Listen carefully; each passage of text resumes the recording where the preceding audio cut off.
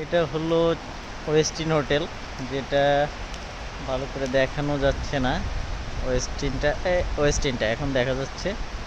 এইটা ওয়েস্টিন হোটেল কিন্তু সারা পৃথিবীতে রয়েছে, সেরকম এই যে চায়নার গুয়াংজুতেও রয়েছে। এইটা দেখুন কত নান্দনিকভাবে লাইটিংটা করতেছে।